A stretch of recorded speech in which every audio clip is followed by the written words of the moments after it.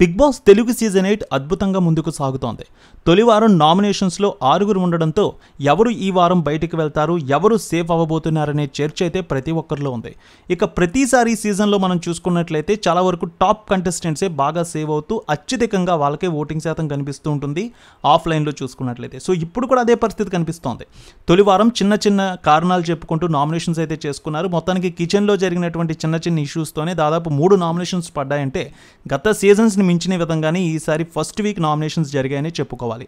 So తొలి వారానికి చూస్తే విష్ణుప్రియ, నాగమణికంఠ, పృథ్వీరాజ్, సోనియా, శేఖర్ భాష, బేబక్క వీళ్ళ 6 నామినేషన్లో ఉన్నారు. అయితే నామినేషన్స్ కత్తి ఎవరి పీక మీద భారీగా ఉందనేది కూడా మనం చర్చించుకోవాలి. సో అందరూ అనుకున్నట్టే యాంకర్ విష్ణుప్రియకి బయట మంచి ఫాలోయింగ్ ఉంది, ఓటింగ్ కూడా అదే రేంజ్లో కనిపిస్తోంది. అన్ని చోట్ల చూసుకున్నట్లయితే పోల్స్లో ఆమె ఫస్ట్ ప్లేస్లో సేవ్ అయినట్టు కనిపిస్తోంది. నిన్నటి వరకు చూసుకున్న ఆమె తొలి ప్లేస్లో ఉంది, ఈ రోజు కూడా ఆమె తొలి ప్లేస్లో ఉంది. కానీ 2% డిఫరెన్స్ అయితే కనిపిస్తోంది ఆమెకు వచ్చినటువంటి ఓటింగ్లో. నిన్నటి వరకు 30% ఓటింగ్ కనిపిస్తే ఈరోజు మాత్రం 28% వరకు ఓటింగ్ అయితే ఆమెకు కనిపిస్తోంది. అయినా ఆమె తొలి ప్లేస్లో ఉంది. ఇక ఈ సీజన్లో బాగా హైలైట్ అయిన వ్యక్తి నాగమణికంఠ. తన ఫ్లాష్ బ్యాక్ గురించి చెప్పడంతో అందరూ కూడా నాగమణికంఠకి ఇప్పుడు భారీగా ఓటింగ్ చేస్తూ ఉన్నారు. హౌస్లో నాగమణికంఠ ఉండాల్సిందే అన్నట్టు చాలామంది సోషల్ మీడియా వేదికగా కూడా తెలియజేస్తున్నారు. సో నాగమణికంఠకు దాదాపు 3% ఓటింగ్ అయితే పెరిగింది. నాగమణికంఠ సెకండ్ పొజిషన్లో ఉన్నాడు. 27% ఓటింగ్ అయితే కనిపిస్తోంది. విష్ణుప్రియ, నాగమణికంఠ ఇద్దరికి 1% డిఫరెన్స్ మాత్రమే కనిపిస్తోంది. తర్వాత పృథ్వీ దాదాపు 10% ఓటింగ్తో పృథ్వీరాజ్ కనిపిస్తున్నాడు. థర్డ్ పొజిషన్లో ఉన్నాడు పృథ్వీ. ఇక సోనియా ఆకుల ప్రతిదీ కూడా ఈ అంశాన్ని హైలైట్ చేస్తూ కనిపిస్తోంది. సో సోనియా ఆకులు కూడా హీట్ ఆర్గ్యుమెంట్స్లో కూడా ముందుంటుంది. ఆమె 4th పొజిషన్లో ఉంది. ఖచ్చితంగా ఇలాంటి స్ట్రాంగ్ కంటెస్టెంట్ హౌస్లో ఉండాల్సిందే అన్నట్టు ఆమెకు కూడా మంచి ఓటింగ్ అయితే పడుతోంది.